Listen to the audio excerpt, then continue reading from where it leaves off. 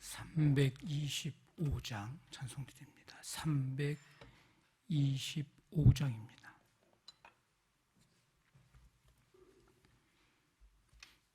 찬송가 325장 찬송드립니다. 예수가 함께 계시니 시험이 오나 겁없네. 기쁨의 근원 되시는 예수를 위해 삽시다. 날마다 주를 섬기며 언제나 주를 기리고 그 사랑 안에 살면서 딴 길로 가지 맙시다. 이 세상 사는 동안에 주 이름 전파하면서 무한한 복락 주시는 예수를 위해 삽시다. 날마다 주를 섬기며 언제나 주를 기리고 그 사랑 안에 살면서 딴 길로 가지 맙시다. 이 세상 친구 없어도 예수는 나의 친구니 불의한 일을 버리고 예수를 위해 삽시다. 날마다 주를 섬기며 언제나 주를 기리고 그 사랑 안에 살면서 딴 길로 가지 맙시다. 주께서 심판하실 때 잘했다 칭찬하리니 이러한 상급 받도록 예수를 위해 삽시다. 날마다 주를 섬기며 언제나 주를 기리고 그 사랑 안에 살면서 딴 길로 가지 맙시다. 날마다 주를 섬기며 언제나 주를 기리고 그 사랑 안에 살면서 딴 길로 가지 맙시다. 아멘. 하나님 아버지, 주님의 은혜 속에 6월의 삶을 시작하게 하시고 오늘 이 마지막 제주 주일을 맞이할 수 있도록 함께 해주시고 인도해 주심을 감사드립니다. 2021년 이제 이 한 해에 1월부터 6월까지 이 전반기의 모든 삶을 주님의 은혜 속에 살아왔음을 고백하고 감사드리며 오늘 이 6월 마지막 제주주일 전반기를 마치면서 거룩한 이 주일에 성도들이 감사와 기쁨으로 주 앞에 나와 함께 예배하며 주님 앞에 마음껏 찬송과 영광 돌려드리는 거룩한 주일이 되기를 원합니다. 그 감사의 마음, 그 은혜, 그 사랑, 주님, 그것이 우리가 지금까지 살아올 수 있었던 그 원동력임을 기억하고 예배하면서 마음껏 온 마음과 정성과 뜻을 아버지 다해서 하나님을 예비하고 경배드리는 거룩한 주일이 되기를 원합니다. 주님을 만날 수 있는 축복의 기회를 주셨고 또 주의 음성 들을 수 있고 주님 앞에 예배할 수 있는 그 은혜의 시간을 오늘도 우리에게 허락하셨사오니 주님 앞에 영광 돌려드리는 귀한 주일 되며 주님 만날 수 있고 주의 음성 듣는 그 감격을 누릴 수 있도록 하나님 함께해 주시옵소서.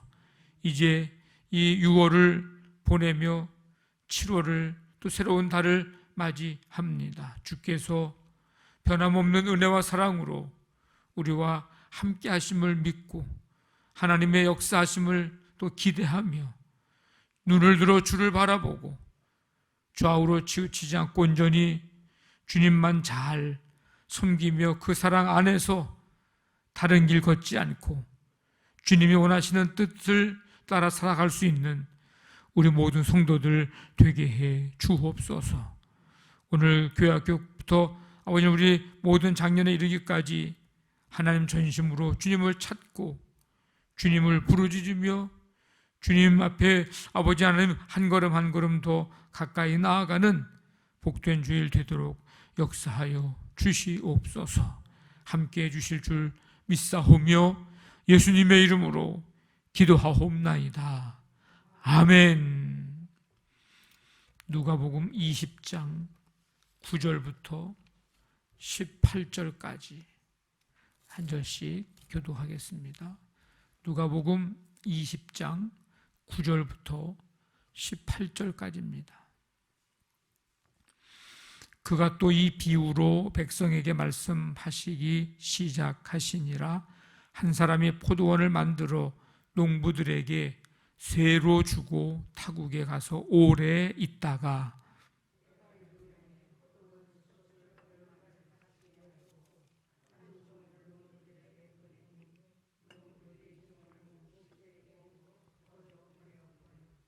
다시 다른 종을 보내니 그도 몹시 때리고 능욕하고 거저 보내었거늘.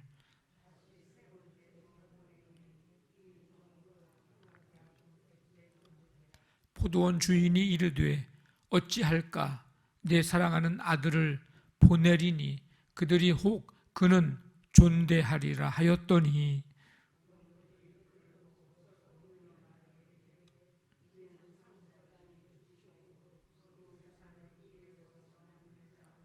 포도원 밖에 내쫓아 죽였느니라. 그런즉 포도원 주인이 이 사람들을 어떻게 하겠느냐.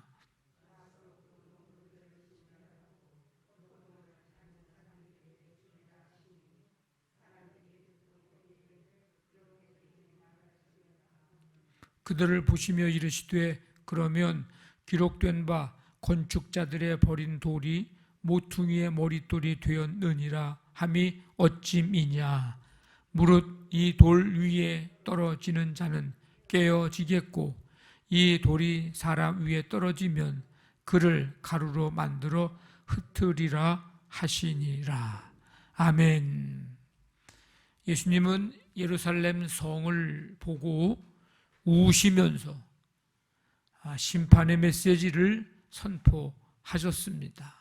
19장에서 예루살렘으로 이제 들어오신 후에는 가장 먼저 성전에서 장사하는 자들을 내쫓으시며 기도하는 집을 회복하셨습니다. 그리고 예수님이 성전에서 이제 가르치실 때 대제사장들, 서기관들, 장로들이 예수님의 권위에 대해서 질문한 일로 인해 논쟁이 있었습니다. 20장 앞부분입니다. 이제 오늘 읽은 말씀은 악한 포도원 농부들의 비유, 이렇게 부르는 비유의 말씀인데 참 슬픈 이야기입니다.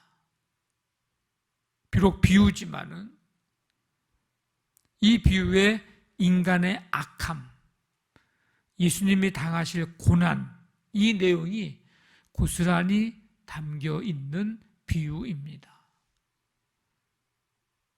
자격 없고 악한 죄인들을 위해 기꺼이 자신을 주신다고 하는 말씀이기도 하기에 또 이 비유의 말씀을 보면서 감격스러운 그런 마음도 갖게 되고, 또 한편으로는 이 비유를 보면서 우리의 자신들을 살펴보게 되는 또 두려운 그런 비유의 말씀이기도 합니다.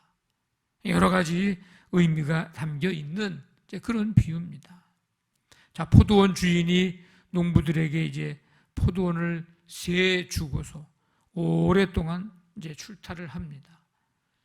약속했던 세를 받는 날이 되자 주인은 농부들에게 이제 종을 보냅니다. 처음부터 그렇게 약속을 했던 일이기 때문에 주인이 이제 당연히 세를 받아야 되죠. 그래서 종을 보낸 겁니다. 그런데 이 농부들은 주인이 보낸 종을 몹시 때린 후에 세를 줘서 돌려보낸 게 아니고 빈손으로 그냥 돌려보냅니다. 그래서 주인이 2번이나 종을 또 더 보냅니다. 근데 이 악한 농부들은 2번째, 3번째 이 종도 때리고 능욕한 후에 빈손으로 쫓아버립니다. 참 놀라운 일이 아닐 수 없습니다. 이 악한 농부들은 1차적으로 당시의 종교 지도자들을 비유하고 있습니다. 그들이 얼마나 무지하고 악한지를 이 비유를 통해서 아주 적나라하게 드러내 보여주신 일입니다.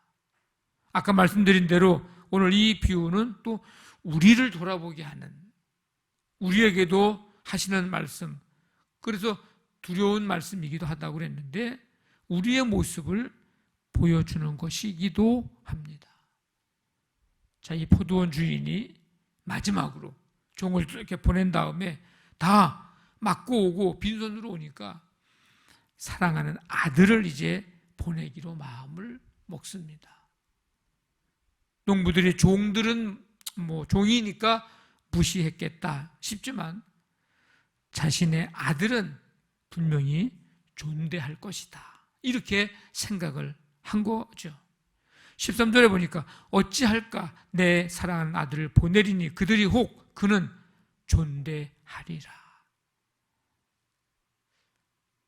이것은 무슨 뜻인가 하면 주인이 악한 농부들을 주의 아들 보내기 전에 그냥 멸시키는, 그렇게 해도 됐는데 그렇게 하기보다는 악한 농부들을 한번 돌이킬 수 있는 기회를 한번 아들을 보내서 주겠다는 뜻입니다.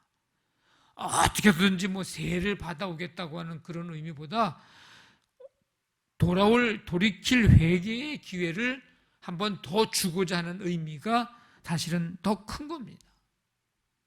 그런데 어떻게 되죠? 주인의 아들까지 거부합니다. 거부한 정도가 아니고 어떻게 돼요? 마지막은 아예 그 아들을 죽입니다. 주인이 아들은 존대하리라 기대를 하고서 회개의 기회를 주면서 보냈는데 오히려 이 아들 죽이면 어떻게 돼? 주인의 소유까지 차지할 수 있는 거 아니냐. 그래서 아예 아들을 죽입니다. 14절 15절 보니까 이는 상속자니 죽이고 그 유산을 우리의 것으로 만들자 하고 포도원 밖에 내쫓아 죽였느니라. 이제 주인은 어떻게 합니까? 더 이상 자비를 거두어 드립니다. 이제 아들을 보낸 것은 뭐예요? 최후 통첩입니다. 마지막 기회였습니다. 숨 죽이고 이 비유의 말씀을 듣고 있었던 자들에게 예수님은 이렇게 말씀하십니다. 주인이 와서 그 악한 농부들을 진멸하고 포도원을 다른 농부들에게 주리라. 전혀 예상 바뀌죠. 아들 죽이고 나면 이 유산을 우리가 상속받는 자를 죽였으니까 우리가 주인의 이것을 차지할 수 있겠다 싶었는데, 주인은 악한 농부들을 진멸하고 다른 농부들에게 이 포도원을 준다. 무리의 반응은 두려움이었습니다. 그래서 뭐라고 얘기하죠? 그렇게 되지 말아지어다. 이런 일들은 절대 없었으면 좋겠다는 겁니다. 얼마나 두려운 일이었겠습니까? 포도원 주인은 하나님이시고 종들은 선지자들이고 주인의 아들은 예수님이십니다. 비유를 그렇게 한 거예요. 주인이 마지막으로 아들을 보냈지만 농부들이 죽이고 말았다는 이것은 이제 예수님이 유대인들에 의해서 버림을 받고 십자가에 돌아가실 것에 대해서 암시를 하고 있는 말씀입니다. 예수님이 아버지의 권위를 가지고 정당한 이제 반응을 바라고 왔으나 사람들은 영접하기는커녕 죽이고 만 것입니다. 하지만 유대인들에게만 이런 악한 본성이 있느냐라고 물을 때 그렇지만은 않다는 것을, 오늘 우리도 다를 바 없음을 우리는 이 말씀을 보면서 우리를 보아야 합니다.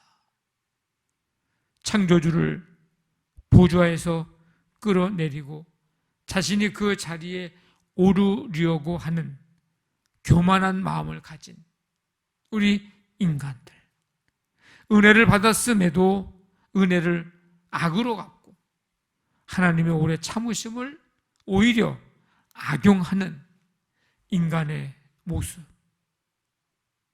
이 모습을 봐야 합니다. 이런 모든 것들을 해결할 수 있는 길은 하나님의 한량없는 한없는 은혜뿐입니다.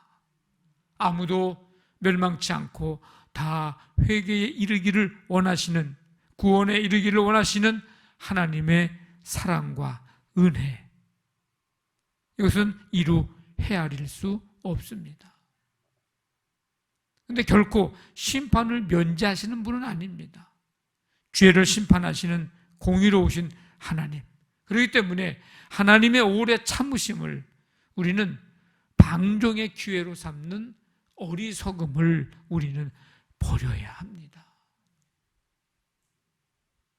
예수님은 이 말씀을 하신 다음에 그들을 보시면서 자신을 건축자들이 버린 돌에 비유를 하십니다. 사람들은 예수님을 버렸지만 예수님은 구원의 초석이고 모든 인생이 반석으로 그들 앞에 다시 설 것입니다. 예수님이 모퉁이의 머릿돌로 다시 서시는 그날, 예수님을 부인하고 배척한 자들은 하나님의 심판을 피할 수 없을 것입니다. 그래서 18절에 뭐라고 얘기합니까? 깨어지겠고 가루가 될 것이다. 얼마나 심판이 무섭고 엄중한 것인지를 말씀해주고 있습니다. 여러분, 예수님을 어떤 분으로 모시고 있습니까? 성도는 모퉁이의 머릿돌 대신 예수님을 기초로 살아가는, 기초로 삼고 살아가는 사람들, 그를 성도라고 말하는 것입니다. 저와 여러분들 삶 속에 예수님을 삶의 중심에 모시고 사는 삶, 올 한 해에 이제 오늘 6월까지 이 전반기의 삶을 그렇게 살아왔다면 이제 후반기에도 변함없이 우리의 삶의 중심에 예수님을 모시고 사는 삶 살아가고, 우리의 남은 인생도 예수님을 우리의 삶의 중심에 모시고 사는 삶 되시기를 주님의 이름으로 간절히 축원합니다. 아멘. 말씀 붙잡고 기도하시고 우리 교회를 위해서 오늘 6월을 보내고 또 전반기를 보내는 이 거룩한 주일 예배 가운데 주님 임재하시고 한 사람 한 사람 만나 주시옵소서. 우리 삶의 모든 현장도 하나님 전반기 삶 동안 인도해 주심을 감사합니다. 하나님의 크신 은혜로 계속해서 함께해 주시고 특별히 치유의 손길이 필요한 성도들에게 오늘도 주님께서 이 시간 만져주시고 이제 후반기에 더 치유되고 회복되고 새로워지는 역사가 일어나도록 하나님 돌보시고 붙잡아 주시옵소서. 이 나라 이 민족도 세계 열방까지도 그렇게 은혜 주시고 코로나19를 다스려 주옵소서. 우리 간절한 마음 가지고 우리 함께 기도합니다. 하나님 아버지 감사합니다. 오늘도 주님의 은혜 속에 이 시간 먼저 주 앞에 나와 찬양과 경배드리며 이 악한 농부의 아버지 하나님 이 아들의 비유를 이제 다시금 말씀을 통해서 듣고